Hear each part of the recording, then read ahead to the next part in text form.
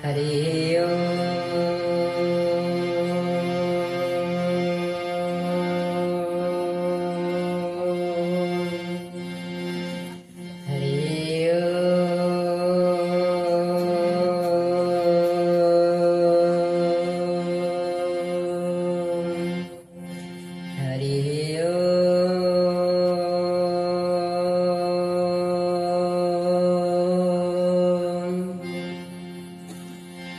सरस्वती वामायि विजय कमललोचनी मम कंठे निवासाय वाक्यदेवी नमस्तुते। सर्वमंगल्य मंगल्ये शिवे सर्वार्थ साधके शरण्ये त्र्यंबके गौरी नारायणी मा नमस्तुते। मिशवेने भी नहीं कथा प्रसंग को आरंभ करिबा जीवा जगन्नाथ संस्कृति विषय चर्चा करिबा राम कथा परे चर्चा करने को आसिछन्ति हमर प्रवक्ता महोदय। जगन्नाथ प्रसंग को विभिन्न भाव में गत काली मध्य चर्चा करथिले। मानवीय जीवन सहित जगन्नाथ प्रसंग आज्ञा तो आज मध्य से भली भाव गोटे देखिबा स्वामी स्त्री संपर्क केमिति होगा दरकार। आम जगन्नाथ और बाट महादेव संपर्क केमिति शिक्षा देउचन्ति ए कली जुग मानव को जे लक्ष्मी जगन्नाथ भली किभली भाव में आम हेबा से प्रसंग रे यत्किंचित चर्चा करिबा। जेतेबेले स्वामी स्त्री मध्य कली निश्चिंत कली बिना प्रेमर आविर्भाव हेबो नाही। कली थिले ही स्वामी स्त्री भितर संपर्क निबिड़ होइथाय आज्ञा। से स्वामी स्त्री गोटे कली को वर्णना करिबे हम पाट महादेवी महालक्ष्मी एवं महाप्रभु श्री जगन्नाथ कथा।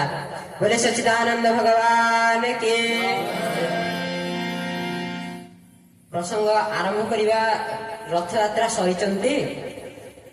रथयात्रा पर बाहुड़ा परवर्ती दिन सुनावेश रे मणिमा एतिकी शिक्षा देवे जे सुना अलिक मात्र सुना रूपा धन संपत्ति किछि लोड़ा नहीं।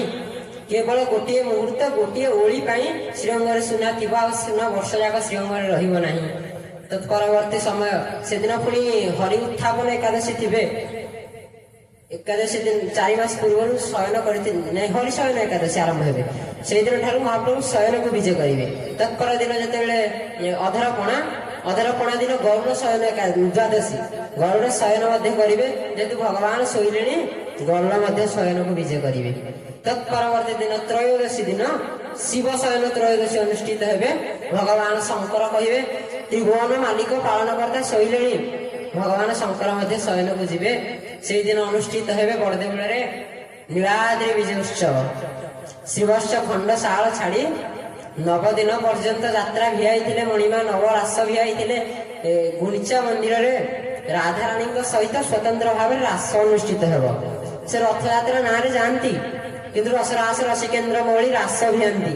राधाराणी सहित नवरास महारास जहाँ संबोधन करा जाए। प्रसंग आरंभ हे नीलाद्रि विजय दिन रथ आज बड़दाण्ड द्वारे सिंगी द्वार आगे रथ लगी माँ टाण चाणी पकेबे गलाणी जे विवाह हो राधा जो रुक्मिणी सहित विवाह होती बड़देवल अनुष्ठित रुक्मिणी विवाह प्रसंग अत्यंत हास्यरसात्मक। एते हस से अच्छी एते आनंद से अच्छी से विषय समय वर्णना करवा।